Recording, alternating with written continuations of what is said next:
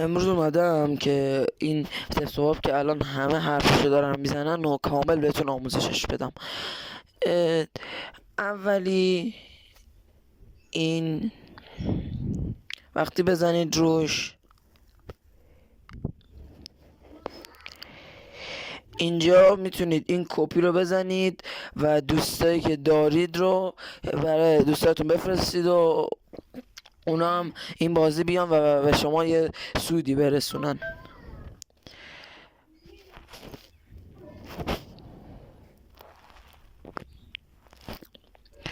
دومی، اینجا از این قسمت اولش این کدایی که من توی کانالم تو چیز قرار میدم، تو تلگرام قرار میدم، میتونید همشون رو بزنید و 200 تا و هر کدوم بگید. اگر این 2 میلیون این بالا رو پر کنید 2 میلیون دیگه بگیرید. دومی چیه؟ دومی باید هر کدوم کارهایی که میگه رو انجام بدید تا هر کدومشون 500 تا و 600 تا بهتون بده. دومی چیه؟ دومی این چیزتونه که جامعتون هی میره بالا. الان من گرم مسترم مثلا. سومی تعداد هرچی تعداد فرنداتون بره بالاتر این نام تو بگیم. مثلا من اول 3 بود، مثلا 3 بود کنم 50 تا، بعد شد 5 تا اینقدر، الان هم که مثلا میشه 10 تا، میشه 200 تا بهم میده. دومی اینجا که این زیر چیزتون نوشته، این زیر منبعتونه، این زیر منبعتونه. اینجا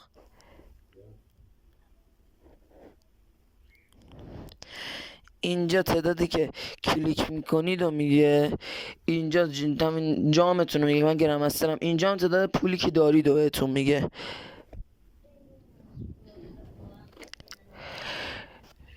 چهارمی چیه؟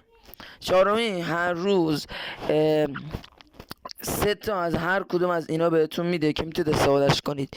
اینو که بزنید مثلا من 14 تا میزنم 5 برابرش میکنه. این که دارم دورش خط این که فلش زدم، این یکی 3 بار منبعتون رو پر میکنه. اینو که لولش رو ببرید بالا، مثلا یکی وقتی بزنید رو همون تپ سواپه، وقتی که روش مثلا یکی من الان لول 14 تا میزنه. پایینیش این منبعتون رو بزرگم کنه. هر بار که آپدیتش کنید یه بار منبعتون رو 500 تا منبعتون اضافه میشه.